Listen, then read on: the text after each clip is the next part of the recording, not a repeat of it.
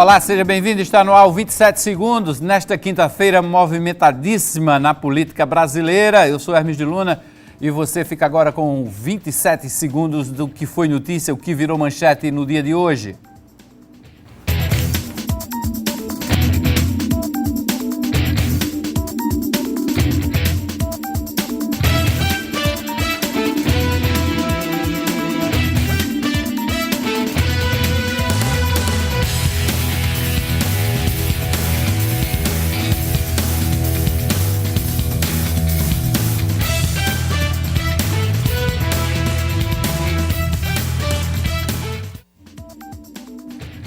Bom, e hoje teve um projeto, um evento que falou de combate à corrupção. Daqui a pouquinho a gente confere essa notícia, porque as informações mais importantes estão vindo de Brasília, né?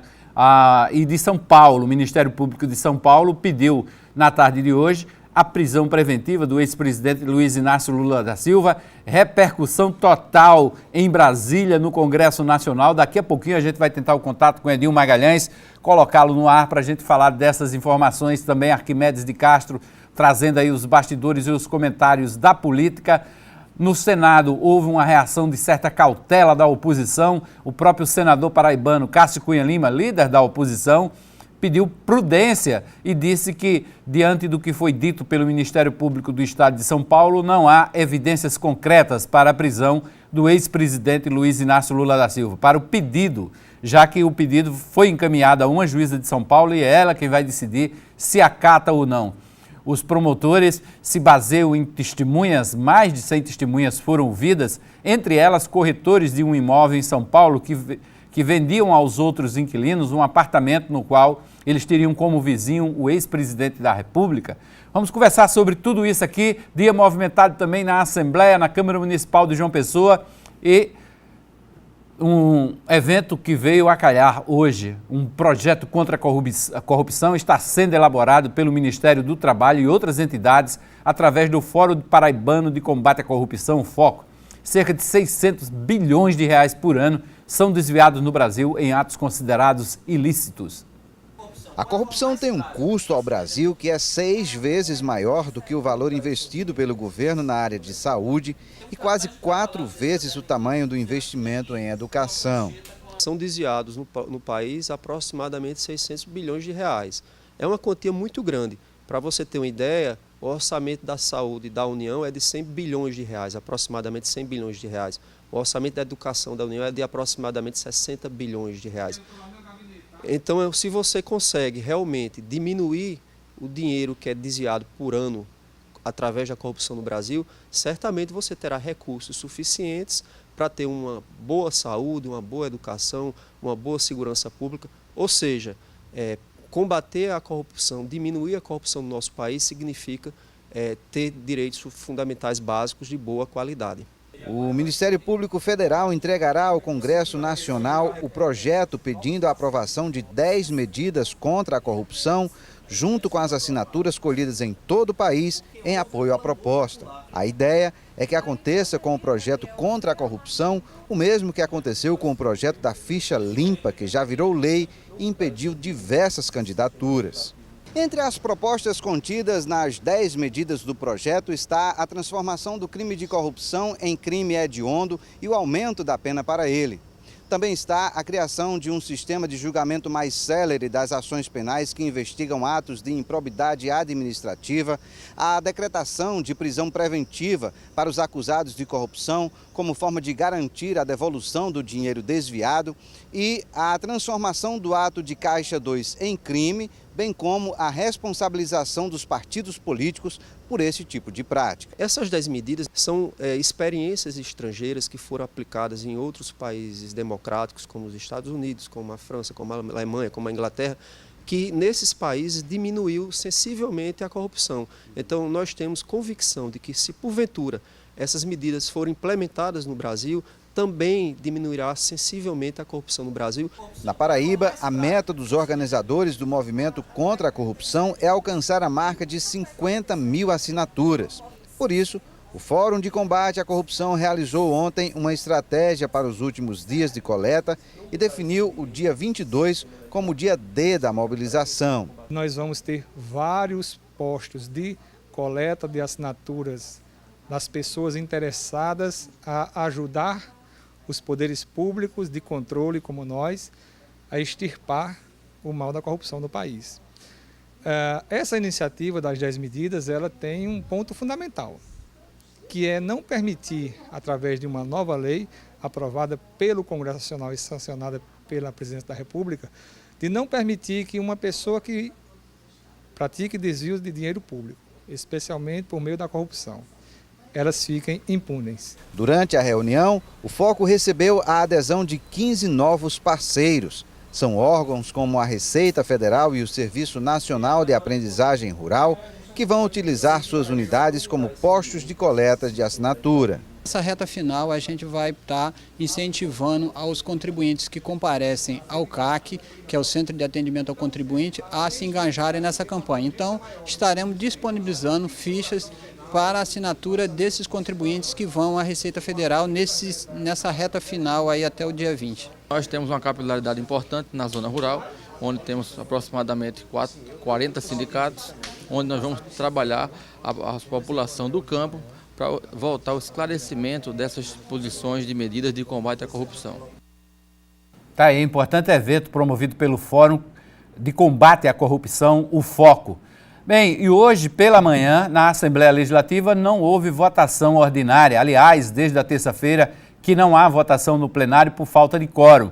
Na sessão da manhã, durante os trabalhos legislativos, o deputado Ranieri Paulino criticou a ausência de parlamentares. Ele cobrou feita a ordem pelo presidente Adriano Galdino e sugeriu corte de ponto de quem o registra e não participa das sessões.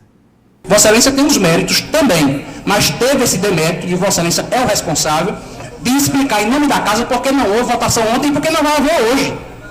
Faltam 7 minutos para a composição do quórum. Vossa Excelência acha que vai ter votação? E Vossa Excelência não acha que deve dar essa resposta à sociedade? Vossa Excelência vai dizer, a culpa é dos deputados, e de fato é dos deputados, mas a responsabilidade é nossa e principalmente de Vossa Excelência. Se nós não fizermos o nosso dever de casa, fica impossibilitado. O dever de casa qual é? É de deliberar as matérias também. Vossa Excelência tem uma responsabilidade maior ainda porque tem que fazer os atendimentos, tem que administrar a casa. E é compreensível sua ausência, mas que também justifica não estar. Inclusive, eu acho que não tem como não justificar. Vossa Excelência teve, hoje, o bom senso de justificar e deve explicações, como todos nós devemos explicações. Mas o dia de ontem ficou marcado como um dia de ócio, é fato. Deliberar sobre essa proposta do deputado Ranieri Paulino, que é de cortar ponto dos deputados faltosos. A deputada Camila Toscano, do PSDB, também fez queixas ao presidente da Casa. Ela disse que as medidas de economia estão atrapalhando o atendimento à população na Assembleia e questionou a viabilidade da decisão de Galdino. Nós ficamos aqui na sessão, às vezes, até 12h30, 1h. Então, quando seus funcionários voltam, que você vai fazer o trabalho, vamos dizer, administrativo, não tem, os gabinetes fecham. Essa semana tivemos uma sessão especial aqui, terminou às 13h40, da deputada Daniela, em comemoração da mulher, e acabou justamente por causa do horário. E o pessoal estava no gabinete esperando e desligam todos os ar-condicionados e fica um calor danado, porque você não consegue abrir as janelas. Eu não faço a menor questão do ar-condicionado, mas desde que você consiga abrir pelo menos as janelas, e Vossa Excelência sabe que aqui nós não podemos fazer isso. Então, eu peço a Vossa Excelência que a gente possa, nessa reunião da terça-feira, fazer uma análise também disso, se de fato essa economia está sendo viável ou não, porque está dificultando o trabalho de todos os parlamentares. A Casa está numa política de diminuir custos, está numa política de diminuir despesas, e nós estamos aí no vermelho, estamos ainda em negociação com o sindicato da Casa por reajuste. O sindicato tem todo o direito de reivindicar reajuste, e nós já estamos no vermelho e com esse diálogo aberto com o sindicato da Casa, que vai aumentar ainda mais a despesa. Então nós temos realmente que arranjar uma maneira, um meio de cortarmos as nossas despesas, diminuir as nossas despesas. Tá aí a discussão na Assembleia Legislativa. A verdade é que não houve sessão terça, quarta e quinta-feira. A promessa é que as sessões deliberativas sejam retomadas na próxima terça-feira e a grande expectativa é a votação da medida provisória 242, que é a medida que trata do adiamento da database dos servidores do Estado, do congelamento de salários, vencimentos, gratificações e outros benefícios concebidos para a categoria de servidores estaduais. Nós vamos ao intervalo, na volta a gente vai tentar o contato com Edinho Magalhães, lá de Brasília, para a gente falar sobre as expectativas do Congresso Nacional, sobre o encontro do PMDB no próximo sábado e também essa situação agora criada com o pedido de prisão do Ministério Público Federal para o ex-presidente Luiz Inácio Lula da Silva. Fique ligado, voltamos em seguida, é rapidinho o nosso intervalo.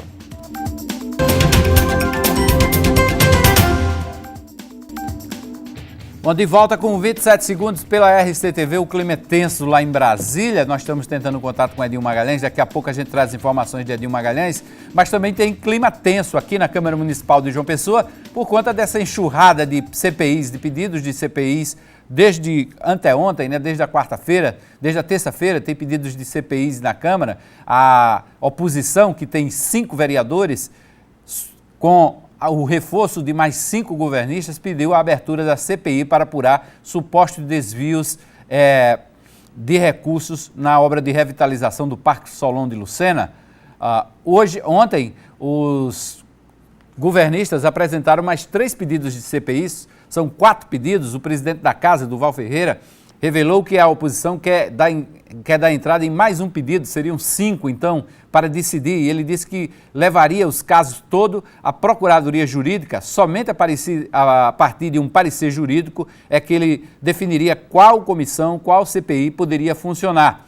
O vereador Raoni Mendes reagiu, ele que é do PDT e é da base de oposição, disse que se o presidente não atender, não deferir o pedido de abertura da CPI da Lagoa, a oposição vai para a Justiça para que essa CPI comece a funcionar.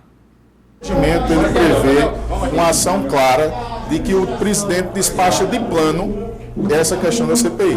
Caso ele não venha a aprovar a CPI, nós vamos recorrer à Justiça para manter o nosso direito de fiscalizar.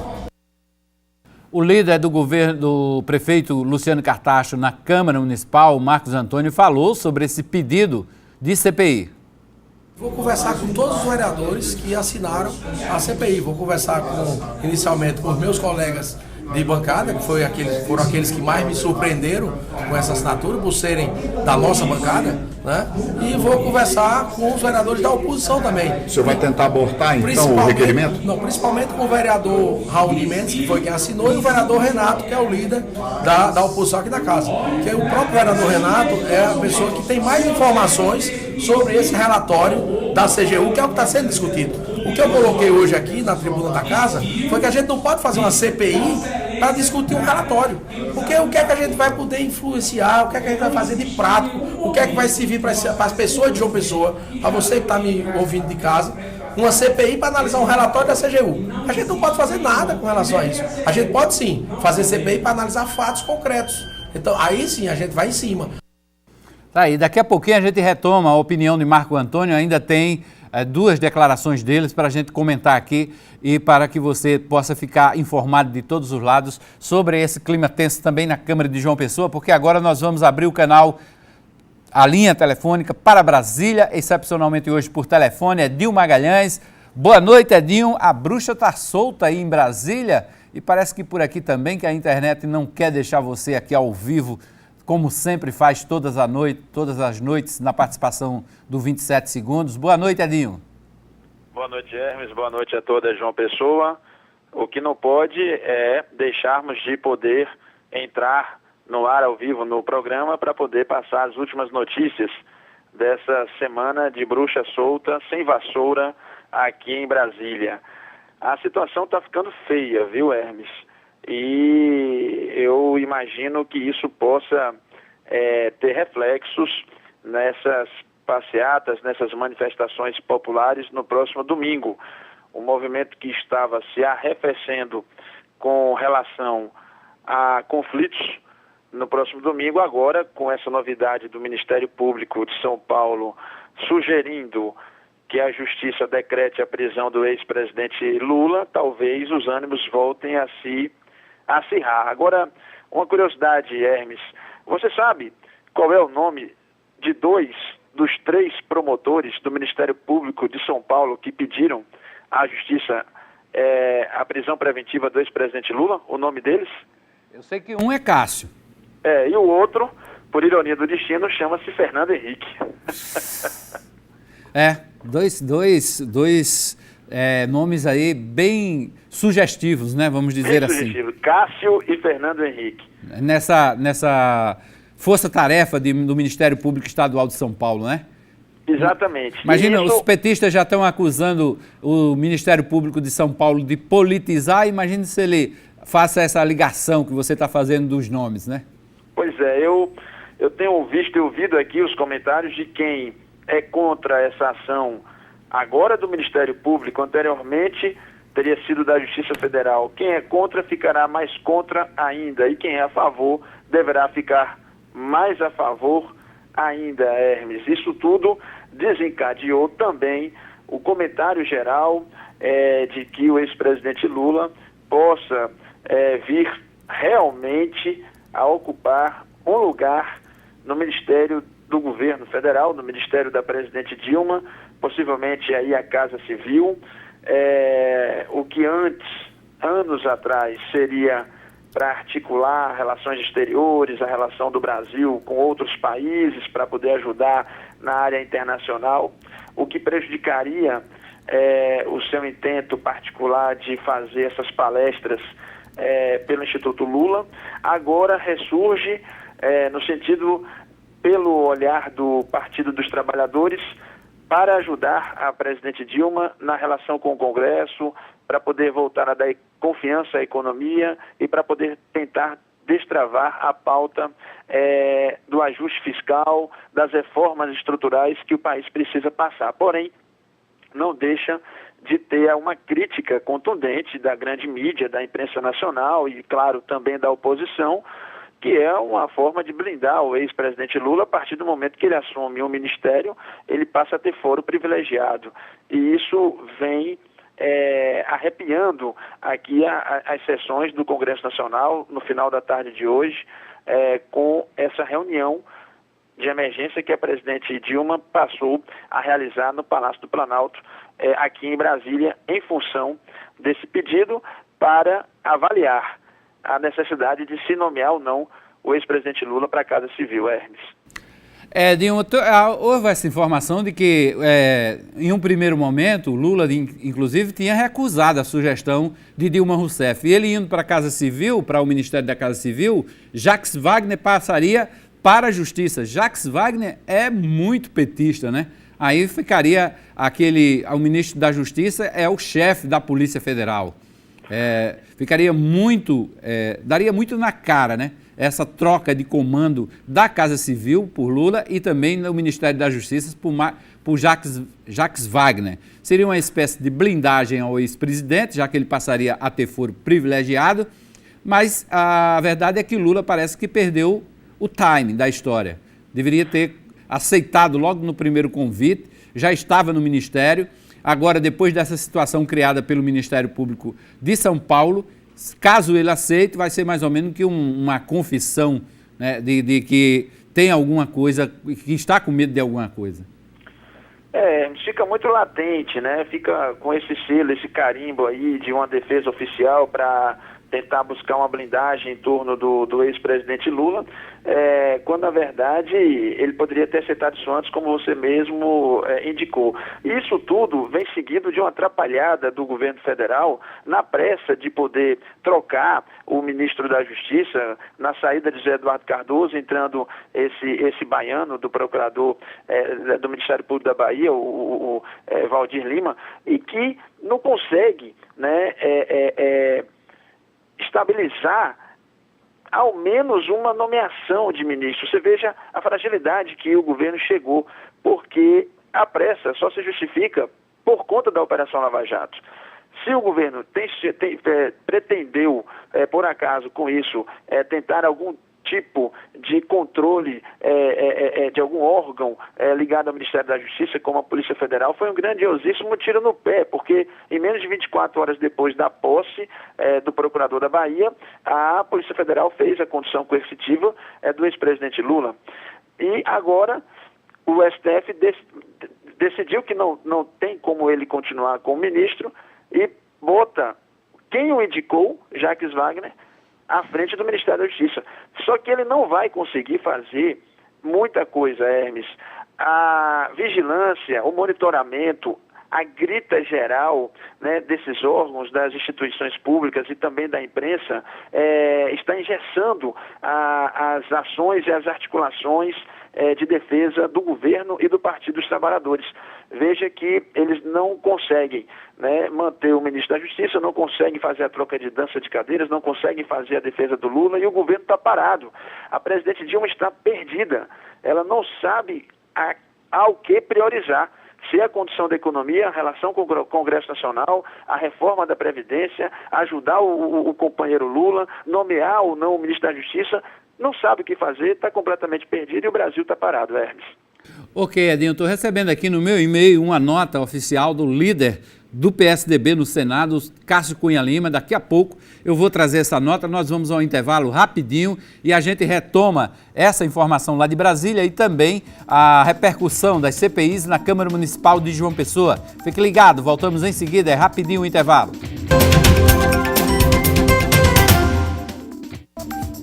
Vamos voltar a conversar sobre CPI na Câmara Municipal de João Pessoa. Vamos continuar ouvindo a opinião do vereador Marco Antônio. Segundo ele, a CPI não tem fundamento prático e se baseia apenas num relatório da CGU que, na leitura dele, não apresenta superfaturamento nas obras da Lagoa.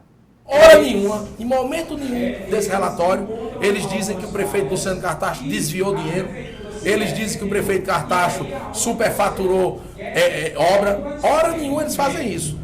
É tanto que a CGU não recomenda devolução de dinheiro, porque ela podia recomendar a devolução do dinheiro, ela não recomenda. Então, hora nenhuma. Infelizmente, o autor do requerimento, na segunda página do requerimento dele, na terceira página, ele já com a caneta pesada, já diz que houve desvio de recursos públicos. Não houve. Está aí o vereador Marco Antônio, que é o líder do prefeito na Câmara Municipal de João Pessoa. Vamos voltar a falar desse bombardeio lá em Brasília e em São Paulo, agora com Edinho Magalhães e Arquimedes de Castro ao vivo, pela web, pela internet. Boa noite, Edinho. Boa noite, Arquimedes de Castro. Boa noite, Hermes. Boa noite, Arquimedes. Boa noite, Campina Grande, João Pessoa. E agora, direto de Brasília, ao vivo. Boa noite, Boa noite, Arquimedes. Deixa eu começar logo com a nota do líder do PSDB, Cássio Cunha Lima. A nota diz o seguinte: o líder do PSDB recebeu com cautela a notícia de que o Ministério Público de São Paulo pediu a prisão preventiva do ex-presidente da República, Luiz Inácio Lula da Silva, nesta quinta-feira. A alegação dos promotores é de que Lula é suspeito de lavagem de dinheiro e falsidade ideológica relacionados ao triplex no edifício Solares, em Guarujá. Aí abre aspas para o que Cássio diz. Não estão presentes fundamentos que autorizavam o pedido de prisão preventiva, até porque o Ministério Público Federal e a Polícia Federal fizeram buscas e apreensões muito recentemente, buscando provas. Vivemos num momento incomum da vida nacional. É preciso ter prudência. Essa foi a nota oficial emitida pelo senador Cássio Cunha Lima. Acabei de receber aqui no meu e-mail, através da sua assessoria aí em Brasília, e é uma nota que pede, acima de tudo, cautela. Como o Edinho já falou por telefone no bloco anterior, deixa eu ouvir Arquimedes de Castro. É hora de cautela, Arquimedes? Eu acho que não. Eu discordo do que, respeitosamente, do que disse o líder do PSDB. Data vênia, o doutor Cássio, é preciso saber que por trás dessa denúncia do Ministério Público de São Paulo está um promotor que eu conheci pessoalmente quando estive lá em São Paulo, doutor José Carlos Blá, que ele é muito mais cego do que o juiz Sérgio Moro. O sujeito, ele, quando pega um negócio, só larga o osso depois que rói até o fim. E tem uma parte desse processo que corre sob o segredo de justiça. Então, a parte que nós, jornalistas, e enfim, os políticos tiveram acesso, é uma parte superficial dos motivos para o pedido de prisão preventiva. A informação que eu tenho é que há outros motivos que estão sob sigilo, porque o doutor Zé Carlos Blatt teria sido pressionado pessoalmente, os promotores também, para deixarem para lá esse negócio do triplex. E eles aí ficaram invocados e resolveram pedir a prisão preventiva, alegando, inclusive, uma coisa muito simples, Hermes. Imagine que você, que é proprietário de terras no litoral paraibano, estivesse sendo investigado por, digamos, ter comprado essas terras de forma irregular ou ter falsidade ideológica, né, coisa desse tipo. E aí, aqui no 27 segundos, o Hermes de Luna viesse chamar o promotor que está acusando ele de ser partidário, de ser parcial, de ser tucano, de estar agindo fora das suas atribuições. Me diga uma coisa, Hermes, você teria coragem de fazer um negócio desse? Se você fizesse, não seria o caso de pedir sua prisão preventiva? Tem que apresentar as provas, né? O fato jurídico se baseia em provas, sejam elas testemunhais, né? Sejam elas produzidas através de documentos, mas tem que ter provas, né? A justiça funciona com provas e prazos. Então, os promotores asseguram que estão baseados em provas, muitas delas testemunhais, como é o caso dos corretores que vendiam apartamentos no mesmo edifício, né, dos Solares, e diziam que quem comprasse teria como mascote um presidente da República lá que tinha um triplex que eles podiam andar, passear com o ex-presidente, jogar bola, tomar uma com o ex-presidente. Essa era a grande sugestão, o grande atrativo da venda dos corretores. E baseado nessas informações, não foi só um, foram vários corretores que foram arrolados como provas testemunhais, né? Parece que tem mais de 100 depoimentos nesse coisa, que os promotores resolveram partir para essa ação, né? Aí você também alerta para uma situação, Arquimedes. Lula tentou barrar essa investigação, inclusive através do Conselho Nacional do Ministério Público. Não deu certo, falharam. E aí os promotores também, vamos dar aquele desconto, né? Estão dando troco também, não é isso, Edinho? Exatamente, Hermes. Eu vejo também essa nota do senador Cássio Cunha Lima como um tanto que justificando e mostrando que o PSDB não tem nada a ver com o Ministério Público de São Paulo. O fato do governo ser de São Paulo, o Ministério Público ser de São Paulo, poderia surgir na cabeça de alguns personagens pró-Lula e pró-PT que os tucanos estivessem alinhados com essa iniciativa, orquestrado com o Ministério Público, mas ele de pronto já lança essa nota. Agora, eu lamento também a politização, porque isso não interessa ao Congresso Nacional. O ex-presidente Luiz Inácio é só isso, ex-presidente. Ele não está investido em nenhum cargo público. Isso não deveria ser pauta política, e sim jurídica. É um problema da justiça e da polícia. O senhor Luiz Inácio tem que dar satisfações sobre o que ele fez e provar sua inocência. E que seja liberado se ele for inocente, ou que seja condenado se for culpado. Agora, politizar esse assunto fica um pouco pesado e eu creio que a justificativa do PSDB é se descolar, se distanciar dessa situação do Ministério Público de São Paulo. Falei em Cássio Cunha Lima, teve um jantar ontem aí em Brasília, Edinho, dos senadores do PSDB e do PMDB. O Palácio do Planalto não dormiu ontem, ficou de orelha em pé, todo mundo querendo saber, querendo que um passarinho pousasse lá nesse jantar para contar o que é que esses senadores tanto discutiram, né? O senador Cássio estava presente. Estava. Foi na casa do senador Tasso Gereissati, na residência dele no Lago Sul, aqui em Brasília, um bairro nobre, onde ele reuniu os senadores do PSDB e do PMDB numa tentativa de coalizão partidária, de entendimento suprapartidário desses dois partidos que outrora foram a base aliada do governo Fernando Henrique.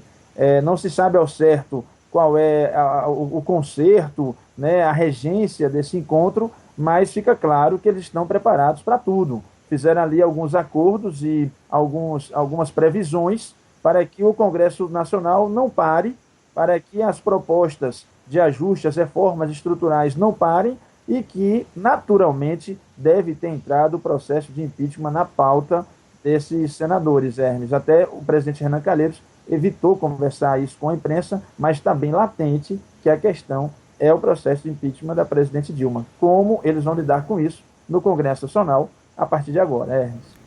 É verdade. E lá, nesse jantar, Arquimedes, você que gosta muito de sistema presidencialista, que eu sei, foi discutido um sistema novo, inventado por Renan Calheiros, semipresidencialista. Nem é parlamentarismo, nem é presidencialismo.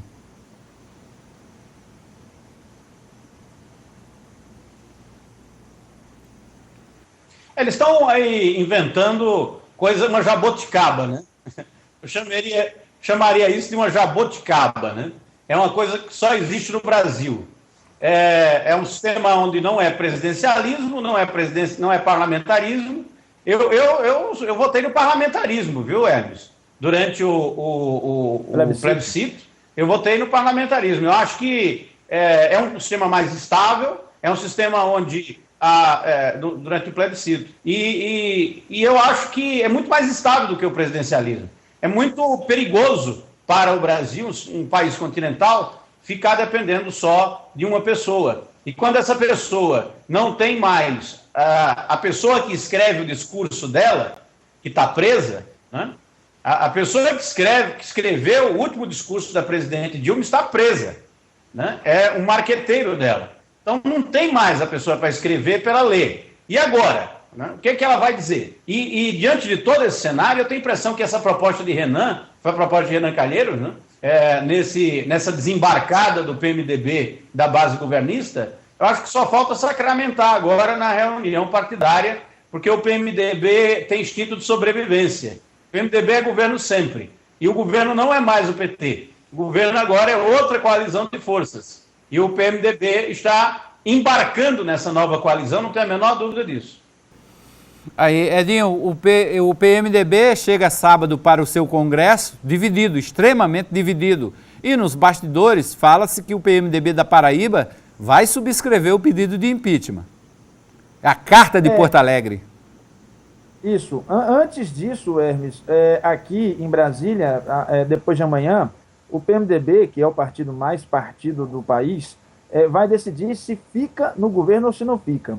Começou com 7 diretórios estaduais, passou para 9, há rumores que já chegue hoje a 14, ou seja, a metade, né, dos diretórios do PMDB nacional. O que também se comenta nessa reunião de ontem é que o PMDB é o herdeiro legítimo de um processo de impeachment da presidente Dilma pelo Congresso Nacional. O Michel Temer, vice-presidente, assumiria o governo, mas não assumiria caso o TSE possa levar a cabo a ação de impugnação de mandato que é contra a chapa. Mas nós sabemos que essa ação foi impetrada pelo PSDB.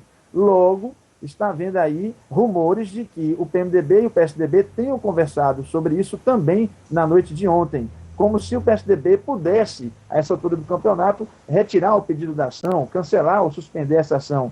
Mas ela não tem mais volta. Uma vez motivada a Justiça Eleitoral, ela agora vai investigar até o fim e poderá realmente ter o desfecho de uma ação de impugnação do mandato, tanto da presidente Dilma como do vice Michel Temer, ficando vago o cargo ou os cargos. Cairia para o presidente da Câmara, que não tem a menor condição de poder chamar novas eleições em até 90 dias. Eduardo Cunha está com um processo de cassação de mandato e não teria credibilidade para isso. Da mesma forma, o presidente do Senado, Renan Calheiros, que é também denunciado ao Supremo Tribunal Federal. Então, a República ela está quase que acéfala para essa eventual substituição de um cabeça para esse chamamento de uma nova eleição em até 90 dias, podendo, então, recair sobre a presidência do Supremo Tribunal Federal, que até lá a ministra Carmen Lúcia, que deve assumir no mês de junho a presidência do Supremo, possa ser a pessoa e a figura que reúne legitimidade e credibilidade suficientes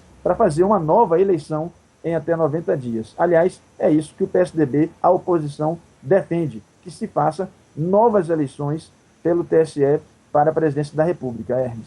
Bom, agora, cada vez mais, o governo Dilma fica fragilizado. Eu quero que vocês comentem isso na volta do próximo bloco, do quarto bloco já, para a gente conversar também sobre essa fragilidade do governo. Já tem petista pedindo a saída do ministro do Planejamento, né?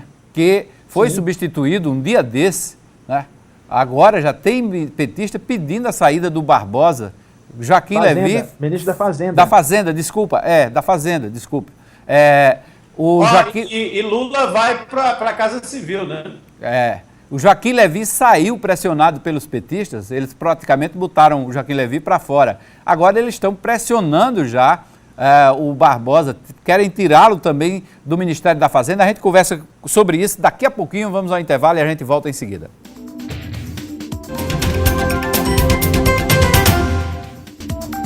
Voltamos com 27 segundos, vamos voltar a ouvir o líder do prefeito, Marcos Antônio, vereador do PPS, ele que defendeu uma reunião com todos os vereadores na próxima semana para discutir a questão das CPIs apresentadas na Câmara Municipal. São 5 vereadores de oposição que assinam a CPI da Lagoa, mas com um reforço de 5 governistas.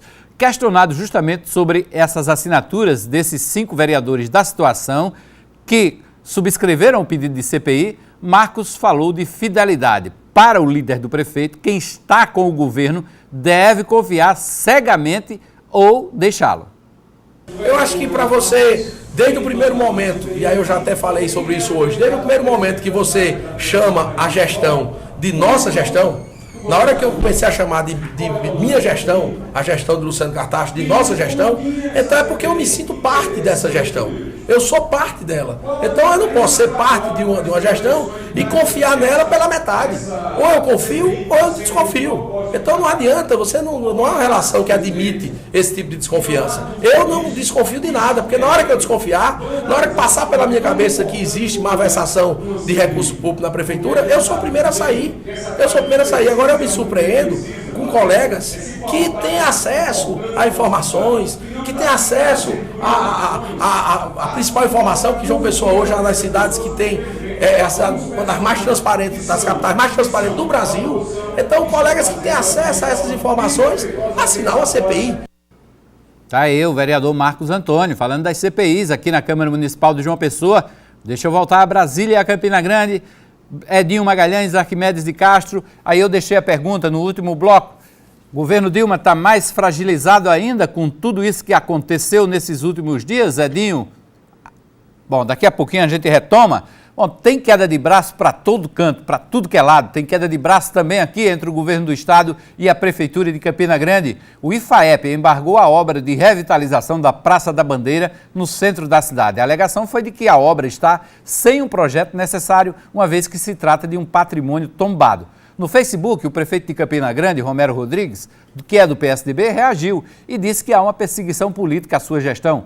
Nós conversamos com o deputado campinense Tovar Cunha Lima, que é aliado de Romero e também do PSDB, e ele falou sobre essa situação. O que nós estamos querendo, o que nós estamos pedindo é apenas o direito de trabalhar. É apenas o IFAEP deixar que o prefeito Romero e os seus secretários trabalhem.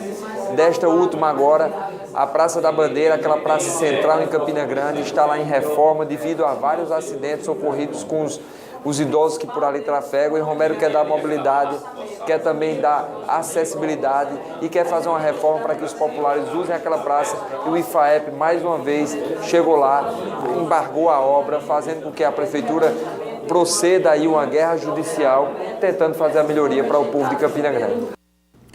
O IFAEP se defende. A diretora da instituição, a Cassandra Figueiredo, também conversou com a gente e apresentou a sua versão. Toda intervenção, não só da parte pública como privada, que for feita em área delimitada de centro histórico, tem que anteriormente o projeto ser enviado para o IFAEP, para que a gente possa fazer uma análise. Isso não foi feito. É como, por exemplo, a prefeitura que tem que ter dado licença, né, para um proprietário fazer uma obra. Aí, nesse sentido, não foi feito, não foi realizada. Né? Então a obra continua embargada. A obra continua embargada por falta de projeto. É muito simples, é só uma apresentação do projeto para que a gente possa analisar. A praça, inclusive, pode até sofrer alvo de intervenção, mas a gente precisa analisar anteriormente. Tá aí mais uma queda de braço. Eu vou a Campina Grande com Arquimedes de Castro. Arquimedes, a prefeitura vai dar continuidade a essa obra? Olha, o prefeito Romero Rodrigues disse que vai dar continuidade à obra, custe o que custar, inclusive diz que está disposto a enfrentar judicialmente a questão e se for processado, responder ao processo judicial sem nenhum constrangimento. Eu tenho a impressão de que inclusive a obra está sendo tocada, mesmo com o embargo do IFAEP, e a expectativa é que ela termine nos próximos dias. O prefeito pretende inaugurar isso até junho. Edinho Magalhães, eu deixei a pergunta no bloco anterior. O governo Dilma está mais fragilizado? É como se fosse aquela figuração, aquela imagem figurativa, elefantes pisando em cristais. Exatamente, Hermes. Veja só, a manchete é o ministro da Fazenda, Nelson Barbosa, dizendo que, sem fazer a reforma previdenciária, acontece um caos na economia.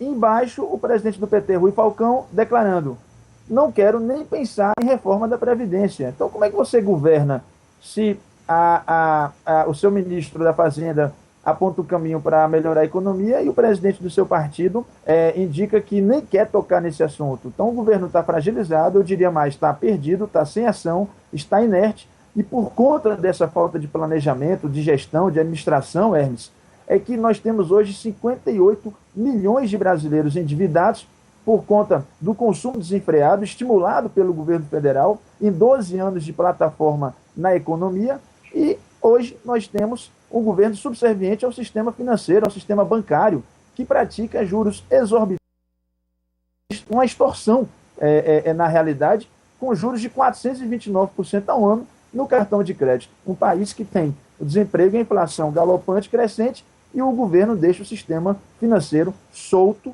a praticar esses juros.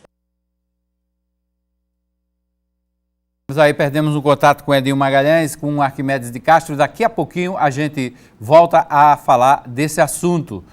Bom, e em Brasília, o deputado federal Manuel Júnior participou da reunião com o ministro da Saúde, Marcelo Castro. Na pauta, recursos para aquisição de equipamentos para exames e a assistência a instituições filantrópicas de saúde. Nós temos alguns pontos aqui que foram pautas individuais e também coletivas. Um deles em relação ao Hospital Napoleão Laureano, o acelerador linear que estava praticamente empenhado até o final do ano passado, e por questões de ordem orçamentária o pré-empenho foi desfeito. Nós estamos correndo para que o ministro possa garantir agora no ano de 2016 justamente um aporte de recursos para que a Paraíba possa ter em João Pessoa, no Hospital Laureano, o primeiro PET scan do estado da Paraíba. Em segundo, é a situação porque passa os hospitais filantrópicos. A exemplo, Padre Zé, o Hospital Flávio Ribeiro Coutinho, o Hospital de Maternidade Flávio Ribeiro Coutinho, que tem sido uma preocupação nossa, não só no nosso mandato, mas também uma preocupação da bancada parlamentar. E, por fim, falei com o ministro, a nossa emenda é uma emenda de bancada de 20 milhões de reais para o Instituto do Coração. A Paraíba não dispõe ainda de um hospital especializado em cirurgia cardíaca e em tratamento de doenças do coração, e a minha emenda de bancada para esse ano foi para a cidade de João Pessoa, para a Prefeitura de João Pessoa, justamente para que nós possamos ter o Hospital do Coração instalado na nossa capital. Bom, deixa eu registrar aqui a audiência do Adalberto Ferrari e da Lúcia de Fátima, do blog Recordar Faz Bem, da nossa diretora de comercial, Paula Gentil, que todos estão aqui acompanhando, do Luiz André Souza, também assistindo 27 segundos. Vamos continuar ouvindo o deputado Manuel Júnior, ele que tratou de outro assunto importante nessa reunião, que foi o pleito da instalação de um hospital da rede Sara Kubitschek na Paraíba. Não deixei de cobrar justamente uma intenção de toda a bancada, que é ter uma unidade do Sara Kubitschek instalado na nossa Paraíba, de preferência na cidade de João Pessoa. É um pleito que não só atende a Paraíba, mas também os estados vizinhos de Pernambuco, Rio Grande do Norte, Alagoas e Sergipe. Nós temos duas unidades no Nordeste, a unidade Fortaleza e a unidade Salvador, e no meio ficaria justamente a unidade Paraíba. Dessa forma, eu me somo aos membros da bancada e fiz essa solicitação também ao colega e amigo ministro Marcelo Castro. Tá aí, vamos voltar a Edinho Magalhães e Arquimedes de Castro, né? Falar dessa fragilidade do governo Dilma nessa situação. Edinho, domingo será decisivo, aliás, amanhã, o 27 segundos, a gente vai falar muito disso, das manifestações, do sábado do PMDB, dessa expectativa em todo o país para o que vai acontecer neste final de semana? Olha, Hermes, eu falo como contribuinte. É importante que o brasileiro, o cidadão de bem, politizado, sem cores partidárias, possa ir às ruas e se manifestar contra o que está acontecendo com relação à corrupção. Eu não falo aqui necessariamente do governo, ou de partido, ou de ex-presidente. Eu falo como contribuinte. Não dá mais para a gente poder ficar pagando tanto imposto e ter parcos serviços e, ao mesmo tempo, tão mal prestados à população. Por isso, eu acho importante, toda manifestação pública é bem-vinda nesse momento. Ok. Arquimedes, qual é a sua opinião para esse final de semana? Olha, eu tenho a impressão que vai chover. A meteorologia está dizendo que vai chover. Agora, eu tenho outra previsão também. Vai dar mais gente aqui em Campina Grande do que em João Pessoa. Vamos todo acompanhar. mundo querendo ir para a rua aqui em Campina. Vamos acompanhar também Campina Grande. Campina Grande é um capítulo à parte, né? Derrotou Dilma nas urnas, derrotou Lula nas urnas. Quem sabe coloca mais gente do que aqui em João Pessoa. Vamos acompanhar, fazer esse acompanhamento dos protestos e, claro, a gente vai trazer toda a repercussão, todos os comentários do que aconteceu no Congresso do PMDB, do que foi visto nas ruas no domingo, no Rede Debate da segunda-feira, com nossa equipe completa aqui, com vocês também participando ao vivo, direto de Brasília e direto de Campina Grande. Uma boa noite, Edinho Magalhães, uma boa noite, Arquimedes de Castro. Boa noite, Hermes. Boa noite, Hermes. Fala. Uma boa noite, Hermes. Eu quero deixar aqui, como brasileiro e como contribuinte, que o ex-presidente Lula possa efetivamente provar sua inocência e que esse capítulo seja julgado aí, né, no âmbito da justiça, da polícia, dos promotores, que não se politize tanto essa questão e que ele encontre um outro caminho que não seja aquele vídeo indiscreto da deputada Jandira Fegali, que flagrou ele sugerindo o caminho para os investigadores colocarem o processo. Então, que o senhor Luiz Inácio possa ter a dignidade de se defender perante a lei, como todo brasileiro deve ser julgado, processado, esse for o caso, inocentado. Boa noite a todos. Boa noite. Boa noite, Edinho. Eu só acho que Lula não se acha brasileiro, tão brasileiro como nós somos brasileiros. Porque se ele se achasse, não estaria pedindo medidas protetivas extraordinárias e nem estaria pedindo aos seus militantes para agredirem os jornalistas que estão simplesmente defendendo o seu pão de cada dia, fazendo matérias nas ruas, amando de editores, né? E também são trabalhadores, enfim, são trabalhadores da imprensa que estão sendo agredidos injustamente só porque não aderem à defesa de um ex-presidente que se chama a si próprio de Jararaca. Muito bem, Arquimedes. Muito obrigado, Arquimedes de Castro. Muito obrigado, Edinho Magalhães. Amanhã a gente volta para falar especialmente da expectativa sobre essas manifestações e também sobre o PMDB, essa divisão, esse racha no PMDB que está aí nos bastidores, que pode inclusive se aliar ao PSDB no Congresso Nacional. É muita coisa, muita expectativa, muita novidade. Vamos continuar atento, trazendo todas as informações. Muito obrigado mais uma vez a vocês dois. E eu registro aqui a audiência do nosso companheiro Serginho Montenegro, da Penha Chaves, da Sandra Azevedo, do Ivo Medeiros, do Cacá Barbosa, do Jackton Kelly, do Wellington, do Tarcísio Filho, do Ed Carlos Santana, da Nayala Carolino, do Tarcísio Filho eu já falei, do Gildécio Lucena, do blog Nova Reformas, do Etna e do Alisson Venerando.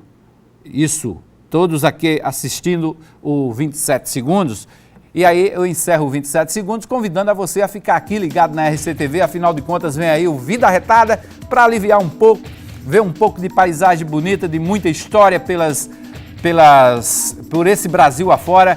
Histórias contadas por José Vieira Neto e Roberta Formiga. Fique agora ligado com o Vida Retada. Amanhã estou de volta, 9 da noite. Até lá.